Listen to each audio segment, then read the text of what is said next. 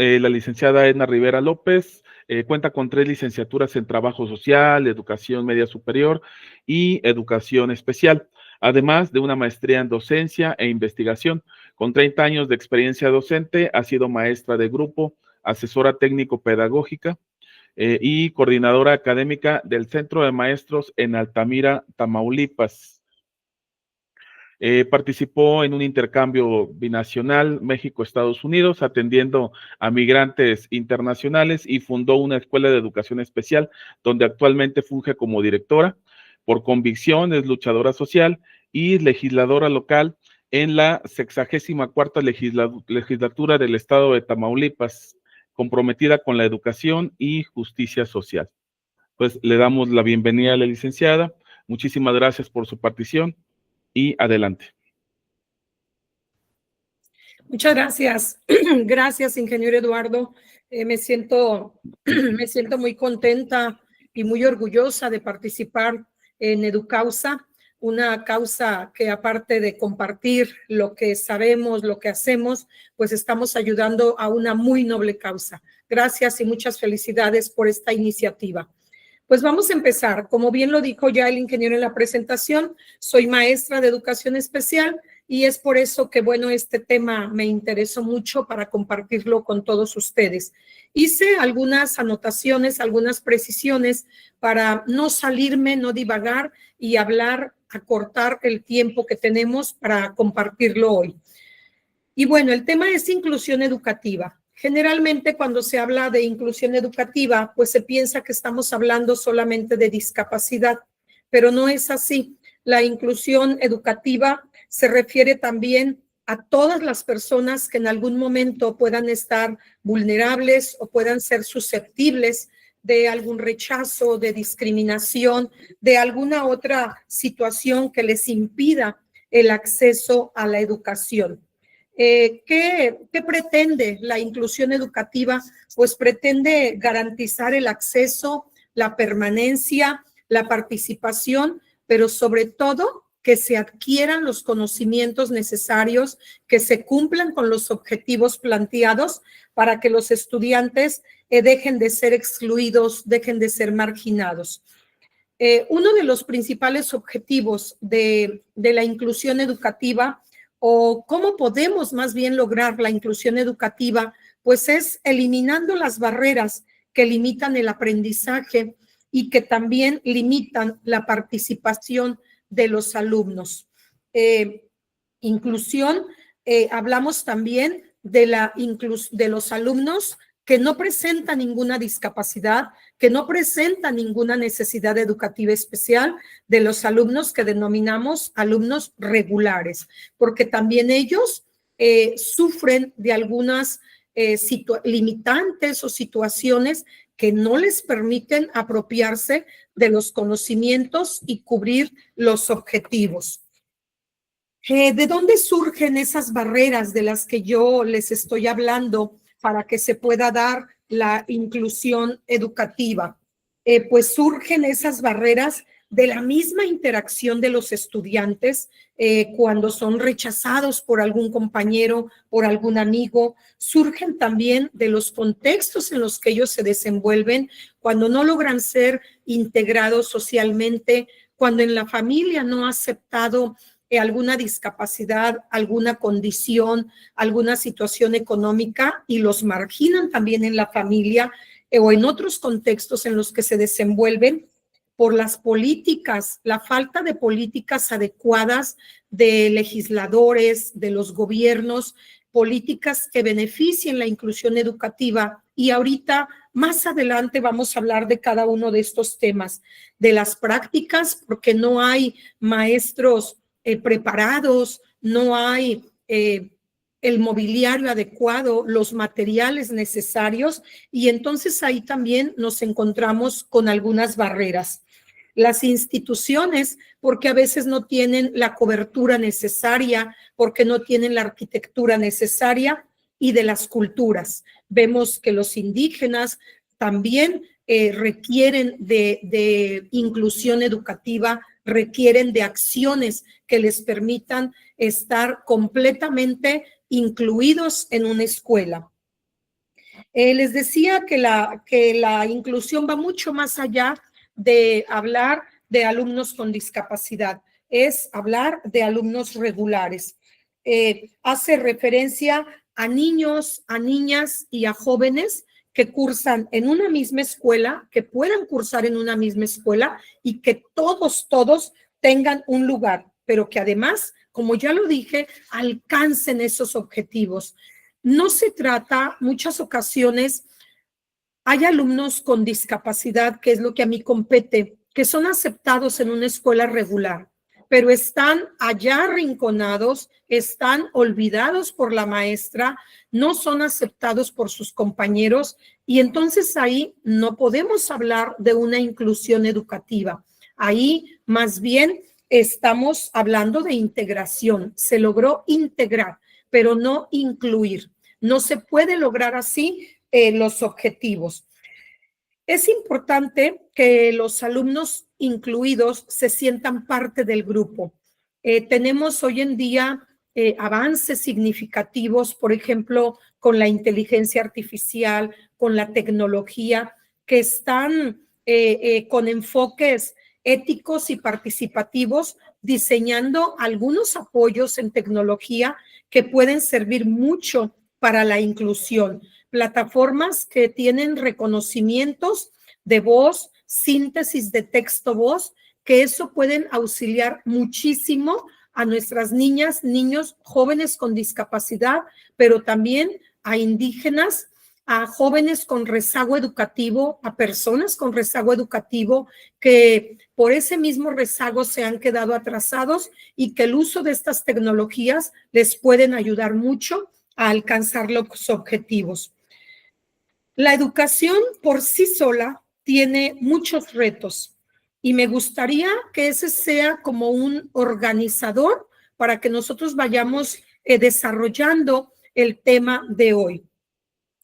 Uno de los retos que yo veo con la educación en general, y vamos a enfocarnos también a la educación especial, son de acceso, de equidad, de calidad y de eficiencia.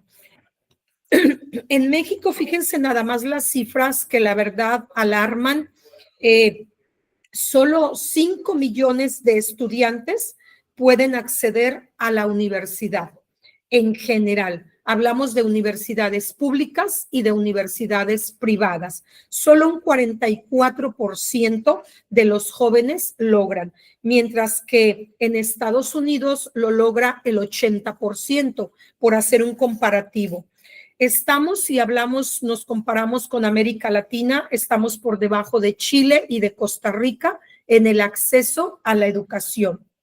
¿En qué momentos se rompe esa oportunidad?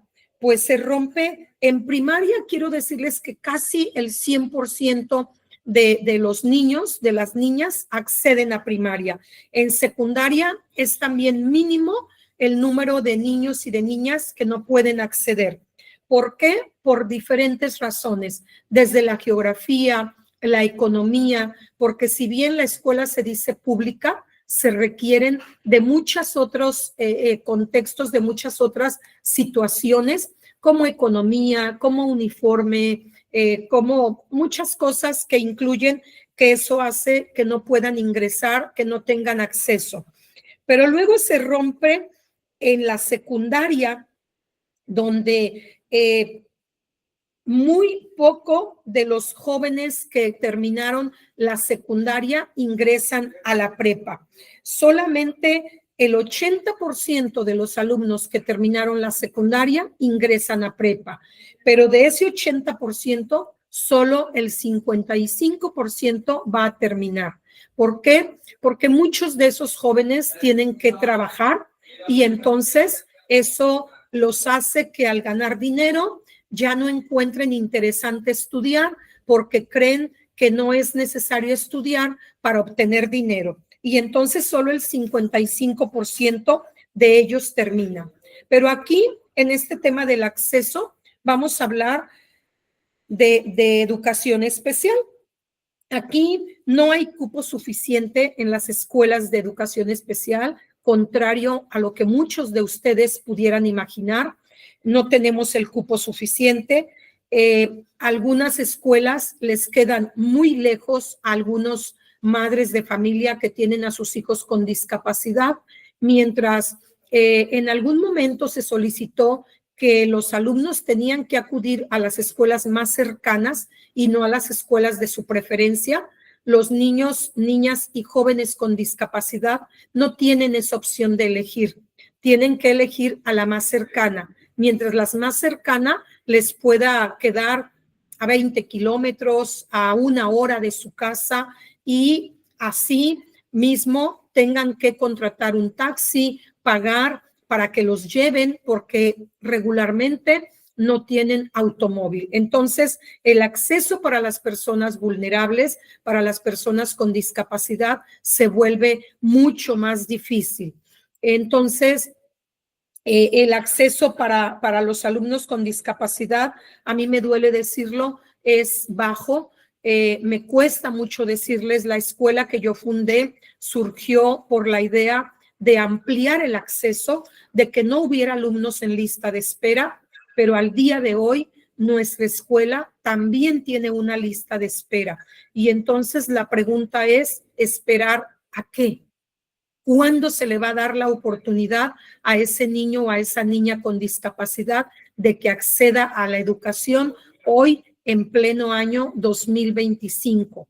Es muy difícil, sobre todo, que esa lista de espera se vuelva prioritaria, sobre todo porque los niños de educación especial, los niños con discapacidad, hablo específicamente de los centros de atención múltiple, son alumnos que permanecen con nosotros muchos años, porque a diferencia de la escuela regular, nosotros respetamos el ritmo de aprendizaje de los alumnos, y entonces un primer grado no me basta un año para que el alumno se apropie de los conocimientos seleccionados, no de todos los conocimientos. Ahorita hablaremos de contenidos en otro apartado, pero no le basta un año al niño con discapacidad, porque tenemos que respetar su ritmo. Entonces, es necesario reprobarlo para que le demos más tiempo para que se apropie de lo necesario o de lo óptimo. Entonces, la primaria con nosotros no la hacen en 6 años, la hacen en 8, en 10 o en 12 años, pueden terminar la primaria. Entonces, imagínense que un alumno, una madre de familia que se encuentra en lista de espera, espere para que el alumno egrese y entonces puedan tener un espacio. Eso es verdaderamente triste, verdaderamente lamentable.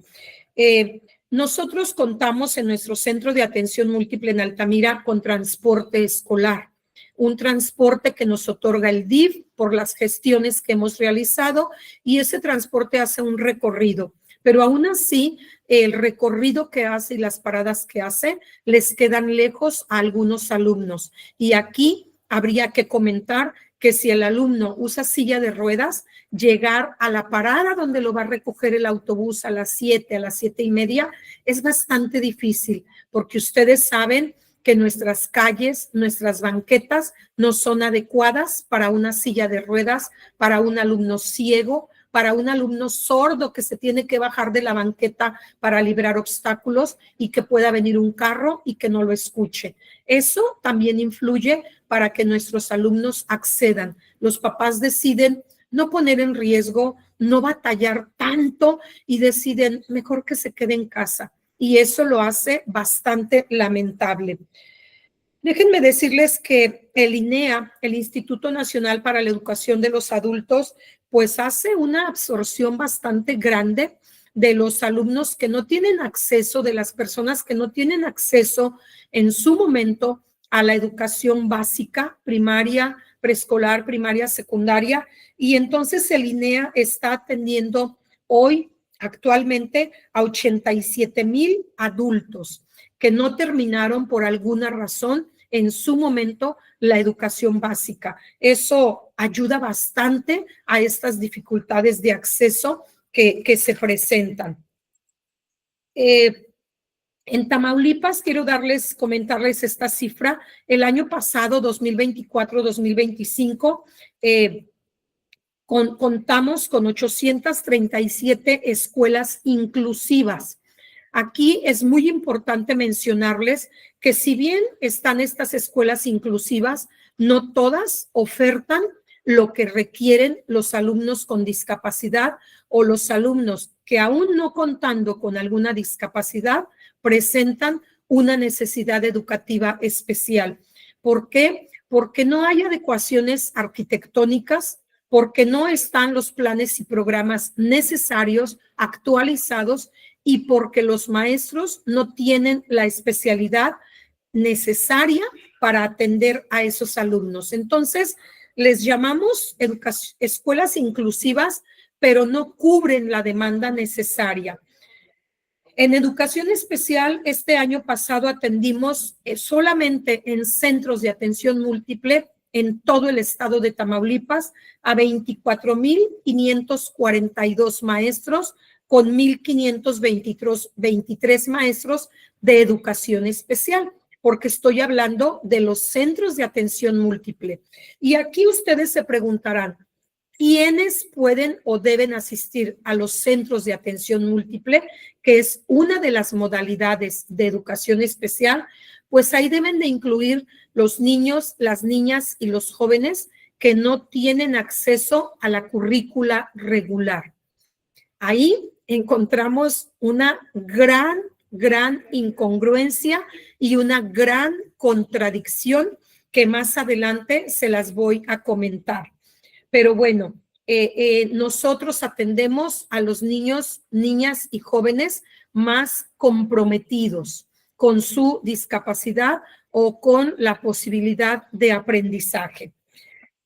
Les decía hace un momento que los retos que yo encuentro o que me gustaría organizar por acceso, por equidad, calidad y eficiencia.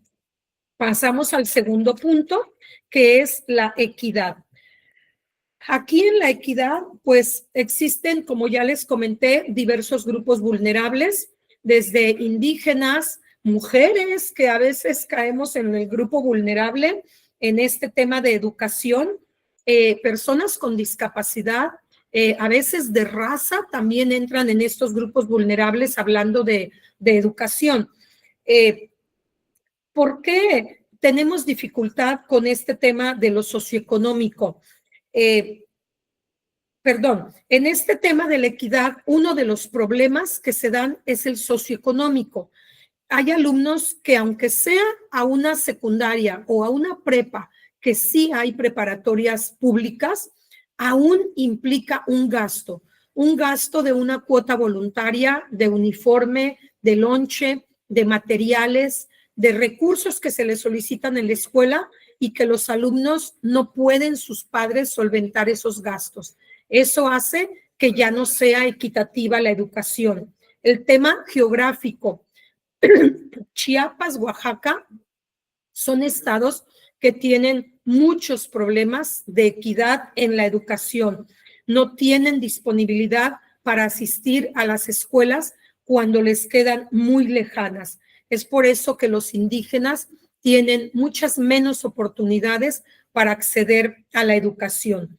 De género, hoy esa brecha se ha acortado. Hace muchísimos años las mujeres no teníamos acceso a la educación. Hoy afortunadamente somos muchas más las mujeres que hemos podido cursar una carrera profesional o un posgrado. Hoy en Estados Unidos, por ejemplo, es mayor el número de mujeres que cursan, que tienen acceso a la educación, mucho mayor que los hombres. Pero hablando de alumnos con discapacidad, aquí hay una inequidad. Nuestros alumnos, si van a solicitar espacio a una escuela regular, se ven muy rechazados, aun cuando los gobiernos de toda la República han hablado que todos los niños y niñas tienen derecho de acceder a la escuela que decidan. No es así. Son muy rechazados en las escuelas regulares y yo como docente puedo entender a los compañeros maestros que no les abren un espacio porque no tienen los materiales, no tienen el mobiliario necesario, no tienen la arquitectura de sus escuelas adecuada, no tienen a los maestros capacitados y entonces prefieren cerrarles las puertas. Pero eso afecta mucho emocionalmente tanto al alumno como a los padres, porque se sienten discriminados, se sienten rechazados, se sienten parte de otro mundo que no corresponden a este mundo y entonces eso afecta mucho, mucho a todo el entorno familiar.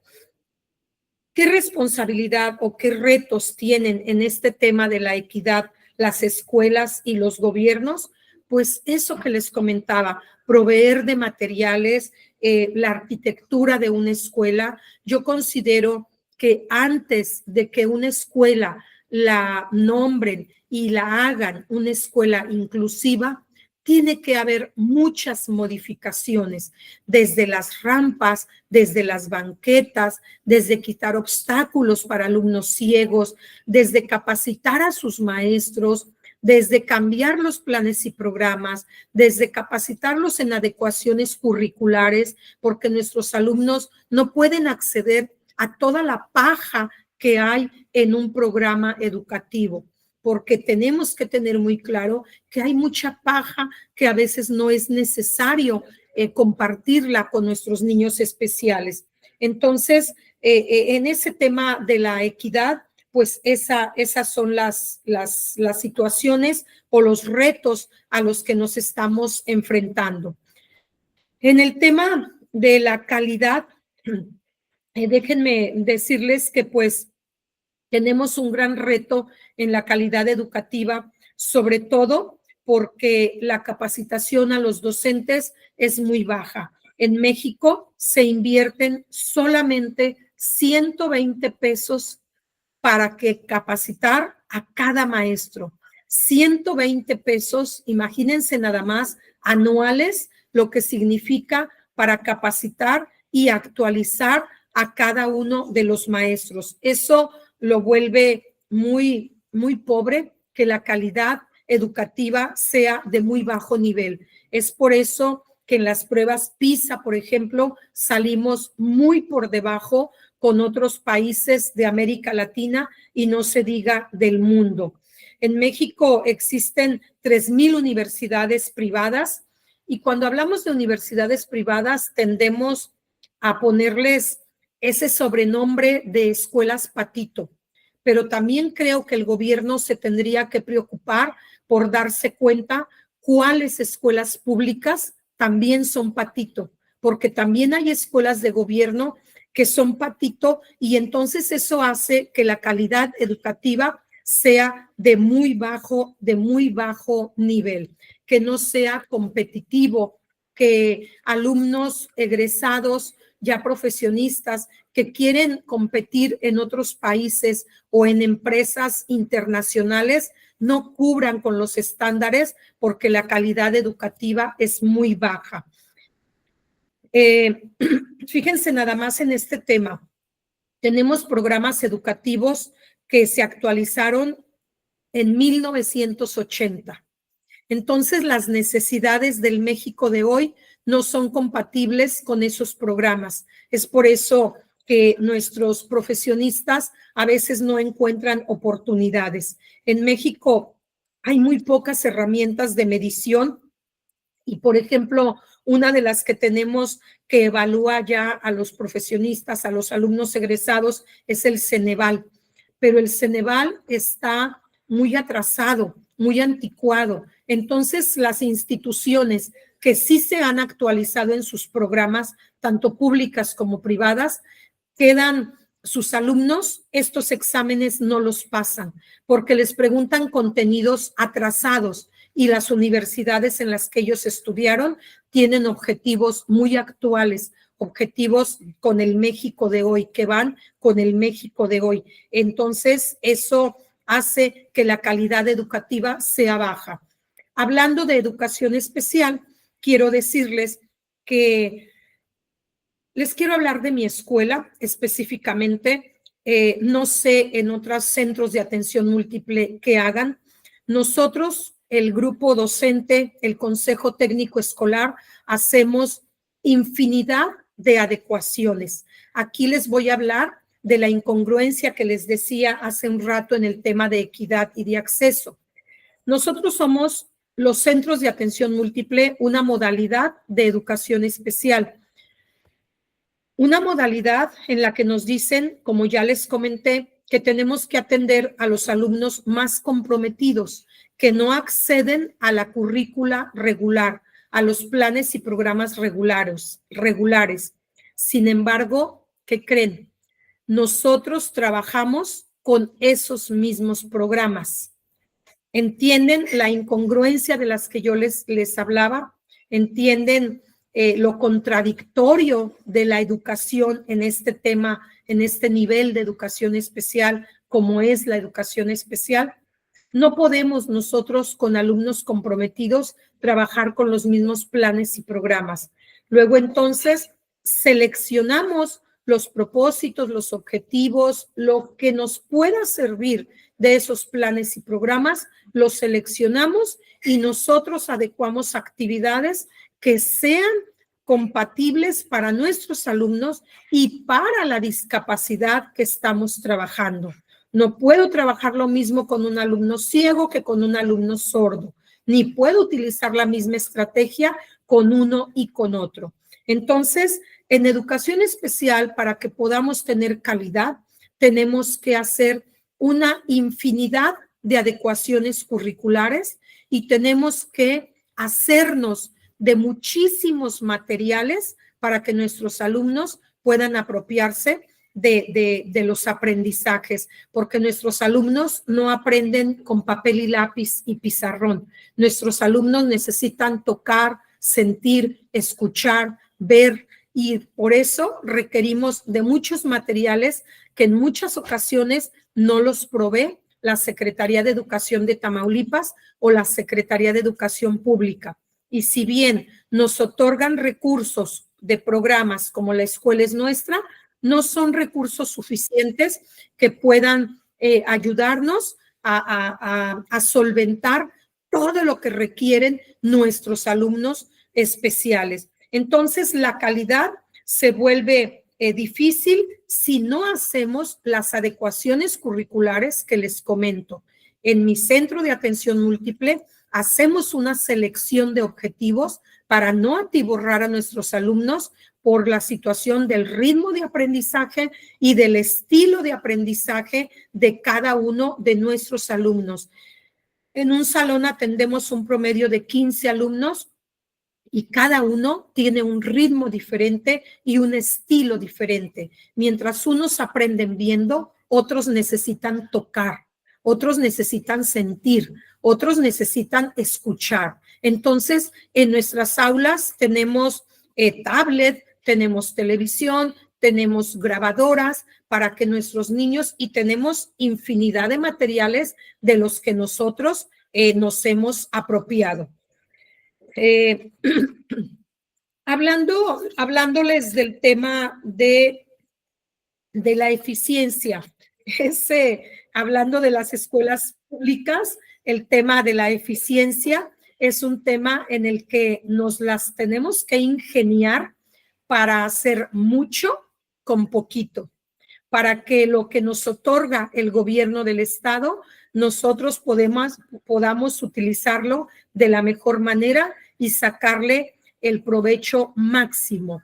Eso sería la eficiencia, que en las escuelas tal vez privadas pues no tengan problema con ese tema, pero las escuelas públicas sí tenemos que ser muy creativos para que nuestros alumnos puedan tener, apropiarse de los aprendizajes que más sean necesarios para ellos y tener una vida digna, tener bienestar cuando sean adultos. Hay muchas líneas de acción que yo les llamo líneas emergentes de acción, como es que se tiene que diseñar un modelo universal para el aprendizaje, para que un alumno, un profesionista egresado de México, igual pueda trabajar y cubrir las necesidades en una empresa de China, de Japón, de Alemania, de Estados Unidos, y que de otros países puedan cubrir las demandas de México. Creo que es necesario diseñar un plan universal para que no solamente los alumnos estén en el aula, sino que aprendan efectivamente. También tenemos que diseñar un plan para los alumnos vulnerables cuando egresen, un plan laboral. No solo basta con un diseño universal para el aprendizaje, sino un diseño laboral. ¿A qué me refiero con esto? En los centros de atención múltiple atendemos todos los niveles de educación básica, como es preescolar, primaria, secundaria y capacitación laboral. En algunos que no los atendemos es por falta de personal, como es en mi centro. No atendemos, podríamos atender a niños desde 45 días de nacidos, pero el gobierno no nos provee de los maestros necesarios para dar toda esa cobertura a esos alumnos. Nos estamos preocupando porque estamos construyendo aulas con los recursos que nos dan del programa Es Nuestro, pero 250,000 pesos que recibimos del programa de la Escuela Es Nuestra no nos alcanza para construir un aula. Sin embargo, estamos gestionando para que empresas socialmente reconocidas nos terminen esas aulas y entonces podamos decirle a la Secretaría de Educación de Tamaulipas y a la Secretaría de Educación Pública a nivel federal: ya te ayudamos, ya tenemos las aulas, mándanos a los maestros para que el acceso sea mayor, para que la equidad se disminuya esa brecha, para que todos los alumnos puedan estar aquí en el aula. Entonces, atendemos capacitación laboral, pero ¿qué creen? ¿A dónde van a ir a trabajar nuestros alumnos cuando terminen su preparación en nuestros centros de atención múltiple? Que habría que reconocer y habría que decirlo. Muchos de nuestros alumnos, por su discapacidad tan comprometida, tal vez no puedan desempeñarse en una empresa, en un negocio pequeño, pero sí pueda su familia ponerle algún negocio y lo pueda atender. Pero ¿a dónde van a ir a trabajar? ¿Qué empresas, qué negocios, qué patrones contratan a personas con discapacidad? Quien me antecedió tal vez pudiera presentarnos alguna propuesta para que a las empresas se les condonen algunos impuestos y puedan contratar a jóvenes, hombres y mujeres con discapacidad que puedan desempeñarse en algún cargo, porque muchos de nuestros alumnos egresados pueden trabajar, pueden hacerse responsables y comprometerse con un trabajo en alguna empresa. Entonces, ese es un tema, una línea de acción emergente en el que la SED, la Secretaría de Educación de Tamaulipas y la Secretaría a nivel federal tienen que reconocer que si están ofertando educación laboral, entonces tienen que ofertar una oportunidad para trabajar. Entonces, eso es muy importante que lo reconozcamos, que es necesario un plan emergente en el área laboral para nuestros alumnos con discapacidad. La integración de la tecnología educativa para estudiantes con discapacidad. Yo les decía hace rato, tenemos tablet en nuestra aula, pero tenemos una tablet y tenemos 15 alumnos. Entonces, es necesario que hoy por hoy se integre la tecnología y la inteligencia artificial a la educación en todos los niveles y en todas las modalidades, tanto regular como educación especial. También quiero hablar de una evaluación crítica de políticas de inclusión. Hace falta realizar muchísimas gestiones legislativas, presentar iniciativas que apoyen a nuestras niñas, niños, jóvenes vulnerables, que tengan acceso a todo lo que tienen derecho, a salud, a educación, y para eso hay que hacerlo de manera obligatoria que esté en las leyes de nuestro país, y para eso es necesario hacer una evaluación, analizar qué sí nos sirve, qué no nos sirve, hacer reuniones, hacer consensos, hacer encuestas de qué es lo que sí funciona, qué no funciona, para que podamos tener una mejor calidad, acceso y equidad en la educación. Tamaulipas no lo podemos evaluar porque hay un registro de cuántos alumnos se atienden en las escuelas de educación especial. Hace rato les decía yo que en Tamaulipas atendemos a 24,542 alumnos, pero de ellos no tenemos el dato preciso de cuántos alumnos, de cuáles de esos 24,000 alumnos, qué discapacidad tienen. Sí tenemos, por ejemplo, de intelectuales, de esos 24,000 que les menciono, 98,000 cursan con una discapacidad intelectual, 2,111 con ceguera, 15,729 con una discapacidad motriz, 9,095 con auditiva, y con otras condiciones. El gobierno del estado de Tamaulipas tiene registrados a 498,000. Es decir, la gran mayoría no los tiene detectados con qué discapacidad cursan. Eso hace muy difícil que logremos todo de lo que hemos hablado ahorita.